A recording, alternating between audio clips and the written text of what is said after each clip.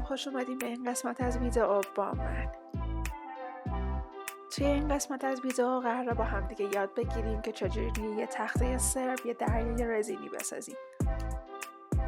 مواد لازم مصرفی توی این ویدیو رو توی کپشن ویدیو می‌نویسم.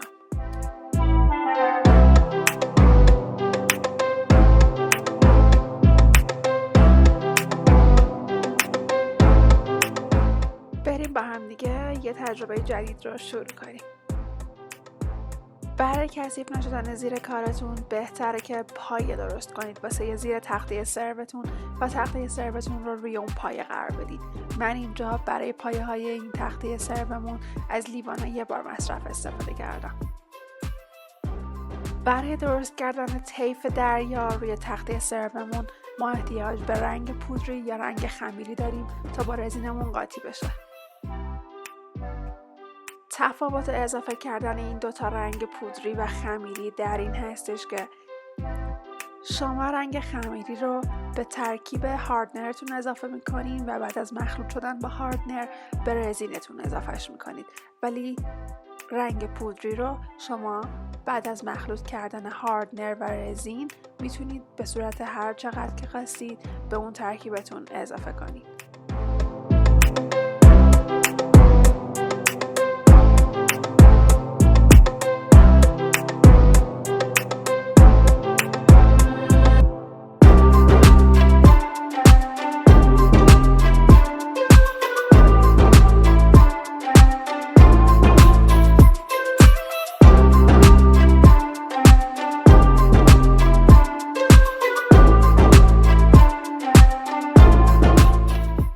برای اندازه گیری دقیق رزینتون شما میتونید هم از ترازو استفاده کنین هم از لیوان مدرج. مقدار رزین مصرفی برای این ابعاد تخته سرو 200 cc بود، پس من 100 cc هم باید بهش هاردنر اضافه کنم تا ترکیب مطلوبم به دست بیاد. اینجا رزینی که من دارم ازش استفاده میکنم رزین رقیق 50% هستش. معنی 50% این هستش که شما هر چقدر که رزین دارید مصرف میکنید نصف اون باید به ترکیبتون هاردنر اضافه کنید تا اون ترکیب رزینی شما رو تشکیل بده.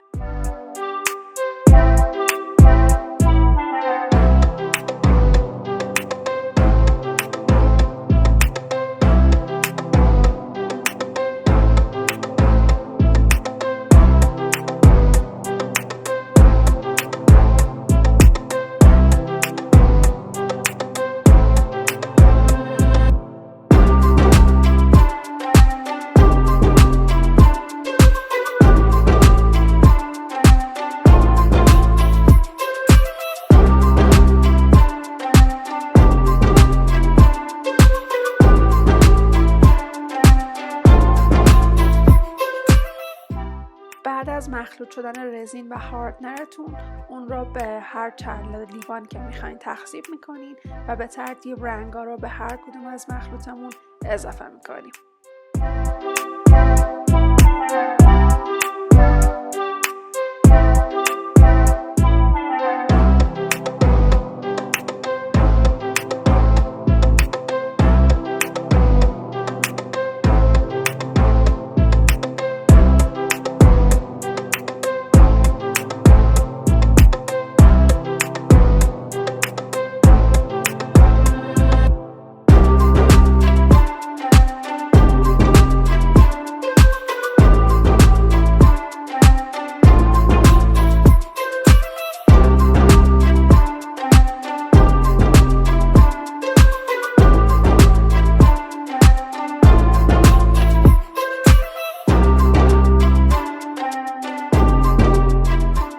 برای کثیف نشدن دور کارتون میتونید از چسب کاغذی استفاده کنید.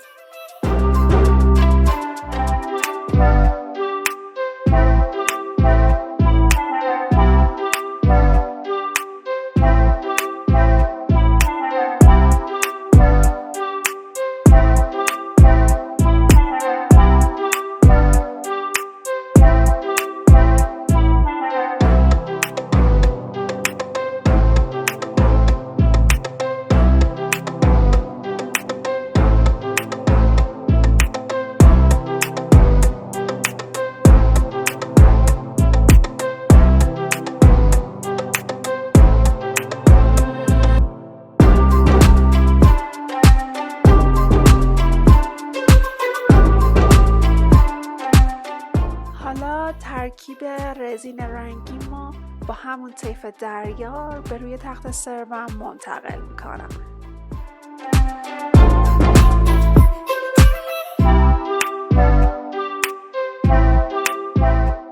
ما برای ایجاد موج از رنگ سفید استفاده میکنیم. نحوه پراکنده کردن رنگ رزینی سفیدمون به صورت پراکنده روی طیف بیرنگ و آبیمون هستش. برای ایجاد موج و پراکنده کردن رنگ روی سطح دریای رزینیتون شما میتونید از سشوار با درجه شوتینگ بالا استفاده کنید و یا با یه نیم میتونید روی موجتون به صورت مورب فوت کنید و آن رنگ هاتون رو پراکنده کنید تا جایی که دریاتون به حالت طبیعی در بیاد.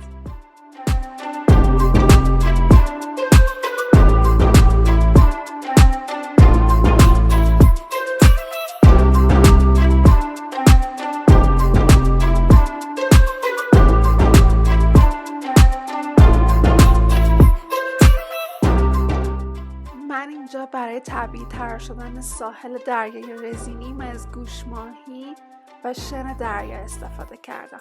اگر شما هم دوست داشتین میتونید توی این مرحله این تزیینات رو به دریای رزینیتون اضافه کنید.